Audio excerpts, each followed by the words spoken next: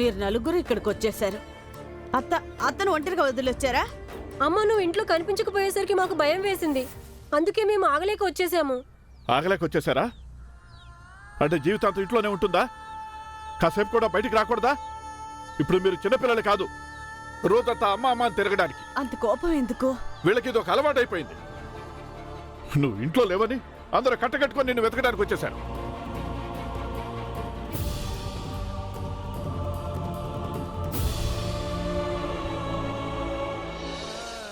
నాన్న, దయచేసి నన్ను క్షమించు నాన్న. ఎందుకంటే అమ్మ మన తలనొప్పితో కళ్ళు తిరిగి పడిపోయిందిగా. ఇంకా ఇప్పుడు కూడా అమ్మ చాలాసేపటి నుంచి ఇంట్లో లేదంట. అందుకే నాకు భయమేసింది, మళ్ళీ అమ్మ ఆరోగ్యం చెడిపోయిందేమోనని. అందుకే మేము వచ్చాము. చూడు భీమ్, ఎంత ఆలస్యమైనా సరే మీ అమ్మ ఇంట్లో నుంచి బయటికి వెళ్తే తిరిగి వచ్చేదాకా ఎదురు చూడాలి. సంస్కారం అనేది ఒకటి ఉంటుందో తెలుసా? సర్లే, చాలే, ఆపండి. పదండి. చాలు, ఇంక మీరు ఆపండి. ఏంటి ఆపేది? ఇంకా చాలా ఆపండి. సరే, తప్పైపోయిందిలే, కానీ చిన్నపిల్లలు కదా వీళ్ళు. మంచి అలవాట్లు ఇప్పటి నుంచే నేర్చుకోవాలి. సరే సరే, నేర్చుకుంటారులేండి. పదండి, ఇంటికి వెళ్దాం. పదండి.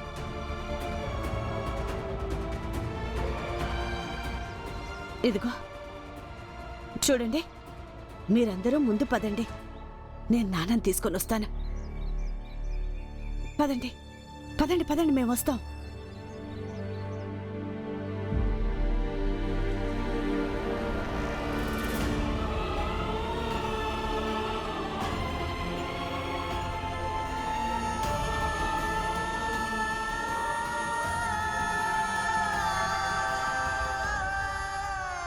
ఈ మాత్రం చాలు.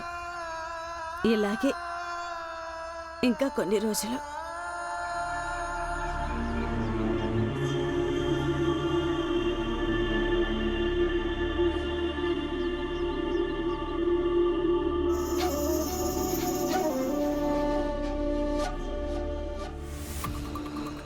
ఏదో ఉంది, అది వీళ్ళిద్దరూ దాస్తున్నారు. స్వామి, రామ్జీ ఇంకా భీమాబాయి వైద్యురాల దగ్గరికి వెళ్ళారు. ఇంకా ఇద్దరు బయటికి తిరిగి వచ్చేటప్పుడు చాలా విచారంగా ఉన్నారు. ఏమైందో ఏమో అర్థం కాలేదు. అసలు విషయం ఏంటా అని. ఇక్కడికి వచ్చే ముందు నేను వైద్యురాల దగ్గరకు కూడా వెళ్ళాను, అసలు విషయం ఏంటో తెలుసుకుందామని. కానీ ఆమె కూడా ఏం చెప్పలేదు స్వామి. కానీ ఏదో విషయం ఉంది, అందుకే ఆ వైద్యురాలు చెప్పలేదు. ఇంతకీ విషయం ఏమై ఉంటుంది?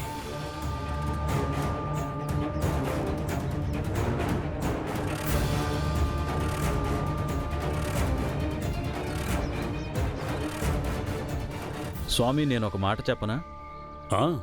చెప్పు. వైద్యులతో సంబంధం ఉంది అంటే అది ఖచ్చితంగా ఆరోగ్యానికి సంబంధించిన విషయమై ఉంటుంది. ఈ విషయాన్ని మనం పుకారు చేస్తే ఎలా ఉంటుంది? మనల్ని వ్యతిరేకించినందుకు ఆ దేవుడే వాళ్ళకి శిక్ష విధించాడు అని. బాగుంది, కానీ అబద్ధాన్ని కూడా ఎప్పుడు ఎంత శాతం చెప్పాలి అన్నదానికి కూడా ఒక ఖచ్చితమైన లెక్క ఉంటుంది. లేకపోతే దానికి ఫలితం ఉండదు.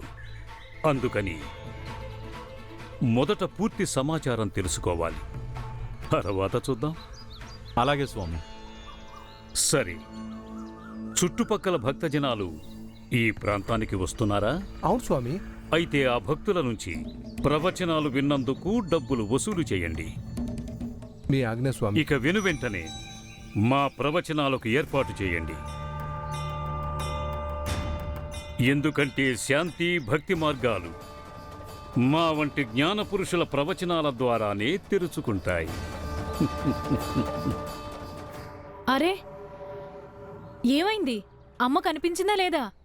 కనిపించింది, కానీ నాన్న మా అందరినీ తిట్టాడు. తిట్టాడా? ఎందుకు తిట్టాడు? ఆయన అన్నాడు, ఒకవేళ అమ్మింట్లో లేకపోతే ఎదురు చూడాలి, ఇంకా మీకు సంస్కారం లేదని ఏదేదో అన్నాడు. నేను సరిగ్గానే అన్నాను. అబ్బాయికి పోనివ్వండి, రండి. ఇక నుంచి అందరూ దీన్ని దృష్టిలో పెట్టుకోవాలి, అర్థమైందా?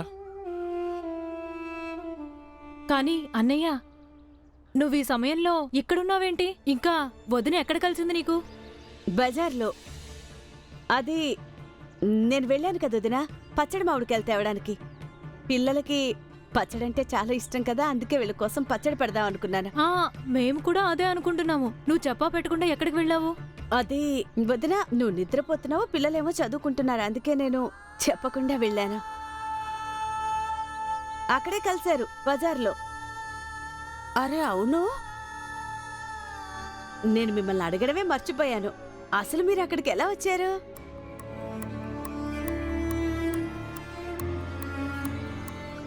చెప్పండి. ఒంట్లో కాస్త నలతగా అనిపిస్తే తిరిగి వచ్చేసాను. ఏమైందన్నయ్య? మరి చెప్పనే లేదు. రామ్జీ,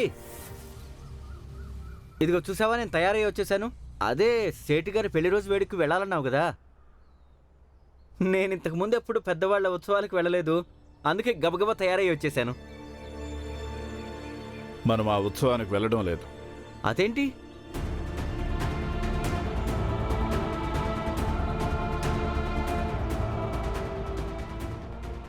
కానీ పురంజన్, ఏం ఉత్సవం? వదినమ్మా, రామ్జీ నీకేం చెప్పలేదా? అదే రామ్జీ వాళ్ళ సేటు గారిది ఈరోజు పెళ్లి రోజు అంట. అందుకే ఆ వేడుక్కి కుటుంబ సభ్యులందరినీ రమ్మన్నారు. మేమందరం తప్పకుండా వస్తామని రామ్జీ సేటుకి చెప్పాడు. అలాగే రామ్జీ నాతో చెప్పాడు, నీకోసం కొత్త చీర కూడా తీసుకొస్తాను అన్నాడు. మరిప్పుడు ఎందుకు ఇలా అంటున్నాడో నాకేం అర్థం కావట్లేదు. అమ్మా, పిలిచినప్పుడు వెళ్ళడానికి ఇబ్బంది ఏంటి? వెళ్దామమ్మా, నువ్వు వెళ్ళి నాన్న నొప్పించు. అవునమ్మా, చాలా సరదాగా ఉంటుంది. అమ్మా, నాన్న నొప్పించు. అమ్మా, నాన్నెందుకు అలా చేస్తున్నాడు? వదినా, నువ్వు వెళ్ళి అన్నయ్యతో మాట్లాడు. మీరందరూ వెళ్ళిరండి, నేను కాసేపు ఒంటరిగా ఉంటానులే. నేను అనుకోవడం, నాన్న చెప్తున్నారుగా ఆయనకి కొంచెం ఒంట్లో బాగోలేదని. ఆ కారణంగానే అలా చిరాగ్గా ఉండుంటారు పాపం. సరే, నేను మాట్లాడతానులే ఆయనతో. నీ చేతికేమైంది బాలా? ఇదా, బ్యాండ్ మేళం వాయించేటప్పుడు దెబ్బ తగిలింది. చిన్నదే, తగ్గిపోతుంది. నీ బ్యాండ్ మేళం పని ఎలా ఉంది? బాగుందమ్మా. నేను వెళ్ళి మాట్లాడొస్తానా?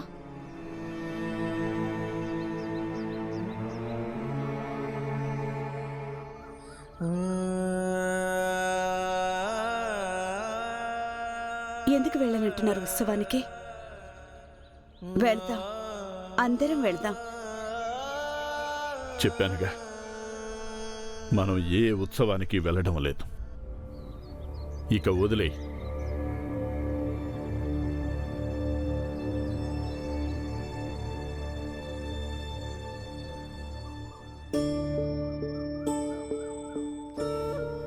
చూడండి, ప్రతిదానికి కోపడం ఏమీ బాగోలేదు. మీ మగవాళ్ళందరికీ చాలా చెడ్డ అలవాటు ఉంది. మీరు అనుకుంటారు పెళ్ళాల్ని కోప్పడి నోరు మూయించొచ్చని, కానీ నేను నోరు మూసుకునే రకం కాదు.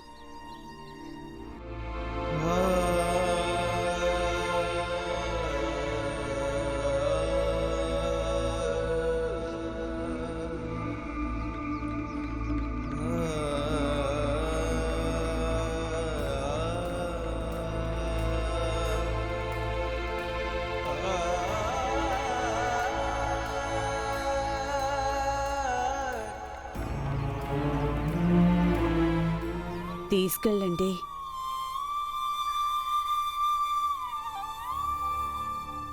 నా కోసం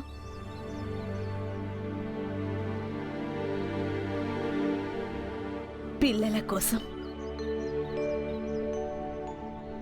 ఎన్నో రోజుల తర్వాత ఇవాళ పిల్లల ముఖంలో ఆనందం చూశాను నేను.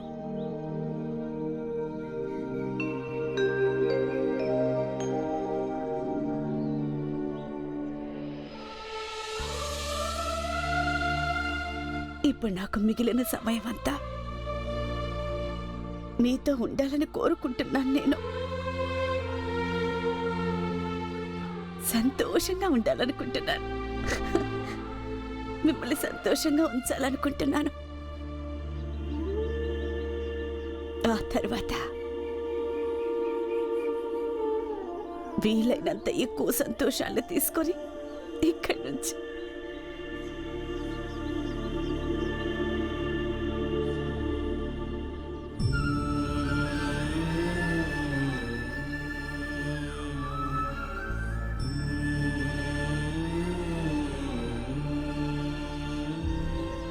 సరే వెళ్దాంలే, తప్పకుండా వెళ్దాం.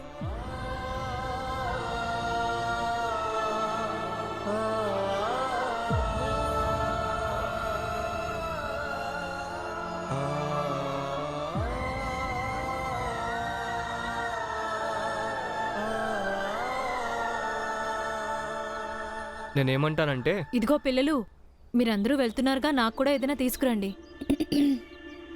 అమ్మా అమ్మా ఏమైందమ్మా?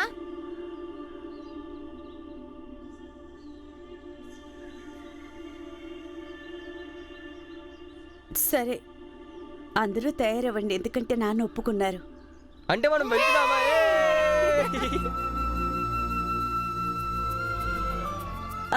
వెళ్తున్నాం.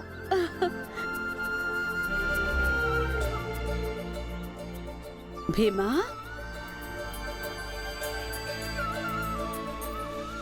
ఏంటి నువ్వు రావా పార్టీకి?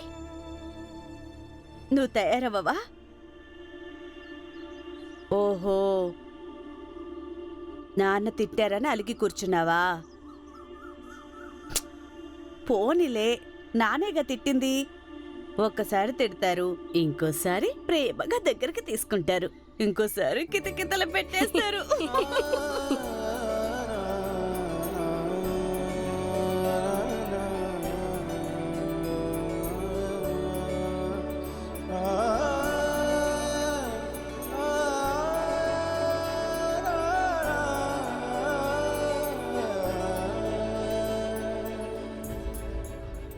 తెలియదు భీమాబాయ్, నువ్వు లేకపోతే పేదరికం మరియు నిస్సహాయత నీడలో పెరుగుతున్న ఈ కుటుంబంలో నీలాగా వెతికి వెతికి సంతోషాలను ఎవరు తీసుకొస్తారు? నువ్వు పోయిన తర్వాత కుటుంబం అంతా ఇలా కలిసిమెలిసి ఉంటారో లేదో.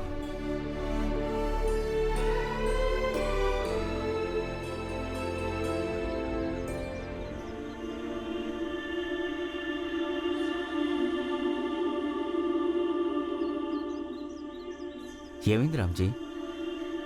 ఎందుకంత దిగులుగా ఉన్నావు?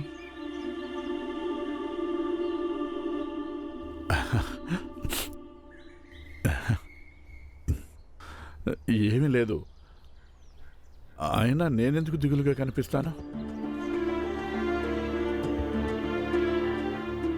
బాగానే ఉన్నాను. అన్నట్టు నువ్వు నాతో పాటు ఉత్సవానికి వస్తున్నావు, సంతోషంగా ఉంది. ఎంతైనా నువ్వు కూడా నా కుటుంబ సభ్యుల్లో ఒకటివి. అయితే నువ్వు నిజంగా నేను నీ కుటుంబంలో సభ్యుడినే అనుకుంటున్నావా? ఎందుకు అనుకోను? నా ప్రాణ స్నేహితుడివి. అయితే అసలు విషయం ఏంటో చెప్పు రామ్జీ. వైద్యురాలు వదిన అనారోగ్యం గురించి ఏమన్నా చెప్పిందా రామ్జీ?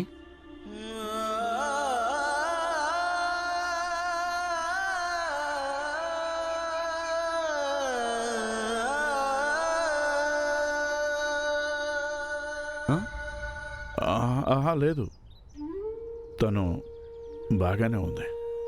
ఒకవేళ నువ్వు నిజంగా నన్ను నీ స్నేహితుడిగా భావిస్తే, నీ కుటుంబంలో సభ్యుడిగా భావిస్తే గనక నా మీద ఒట్టేసి చెప్పు.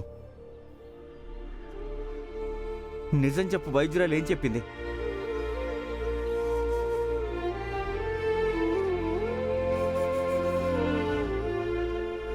భీమాబాయ్ ఇంకా ఎక్కువ రోజులు బతకదు.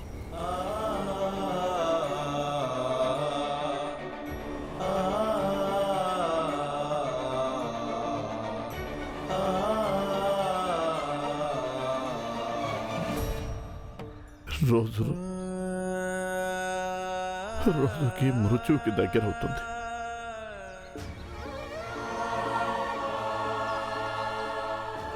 పురంజన్, మీ వదిన గుండె చాలా గట్టిది.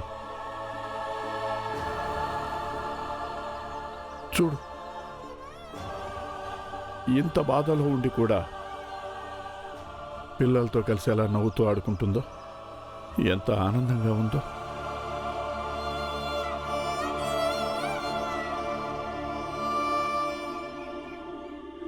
కానీ నేను బలహీనుడైపోయాను. నాలో భీమాబాయికి ఉన్నంత ధైర్యం లేదు.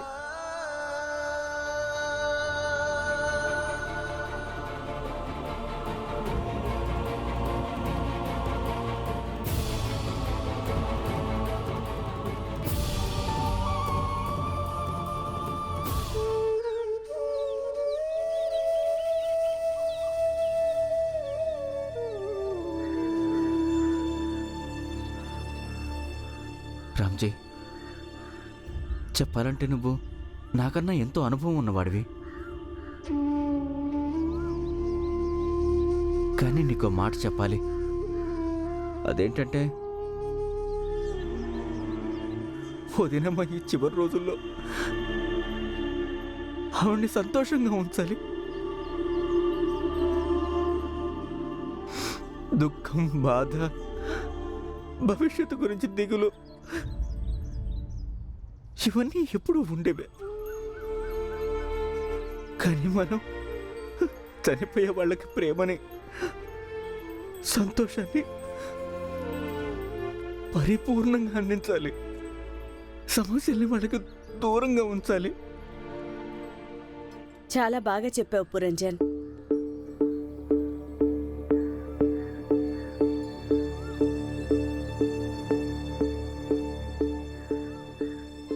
నేను అప్పటి నుంచి అది చెప్పడానికి ప్రయత్నిస్తున్నాను. అర్థమే చేసుకోవడం లేదు. ఈయనకి నచ్చ చెప్పి మంచి పని చేసావు. కనీసం ఇప్పుడైనా అర్థం చేసుకుంటారేమో. మీరు సంతోషంగా ఉంటే నాకు కూడా సంతోషంగా ఉంటుందిగా. పిల్లలందరికీ చెప్పేశాను నేను సేటు గారింటికి వెళ్తున్నామని. వెళ్ళండి, వెళ్ళి తయారవ్వండి.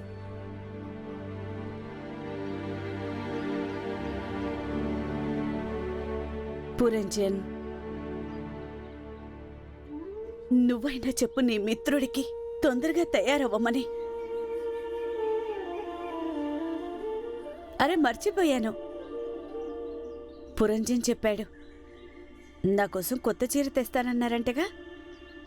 వెళ్ళండి మరి, బజార్కి వెళ్ళి కొత్త చీర కొనుక్కొని తీసుకురండి. లేకపోతే చూడండి.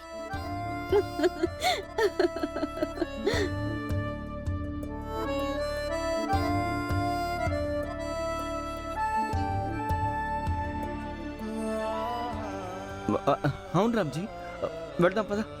మనం వెళ్ళి చీర కొనుక్కొద్దాం. పద పద.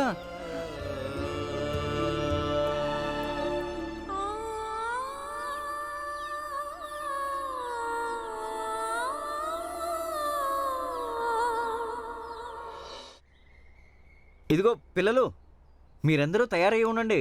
మేమిద్దరం బజార్ వెళ్ళి వస్తాం. ఆ తర్వాత మనం సేటు గారింటికి వేడుక్కి వెళ్దాం, సరేనా? సంతోషమా? పదరాంజీ.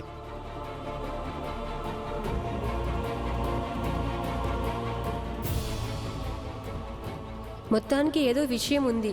ముందు అమ్మ, ఇంకా ఇప్పుడు నాన్న కూడా మా అందరి దగ్గర దాస్తున్నాడు.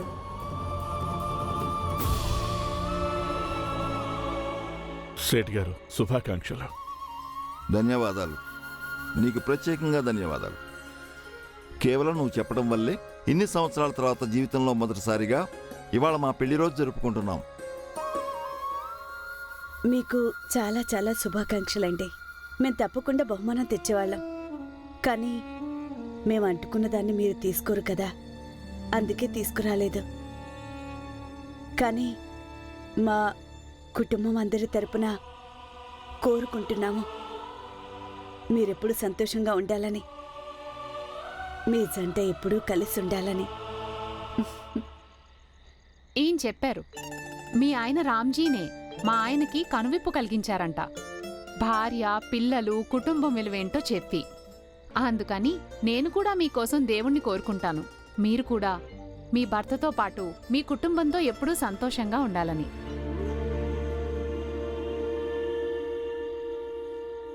నేను ఎల్లకాలం నా కుటుంబంతో ఉండగలిగితే బాగుండు.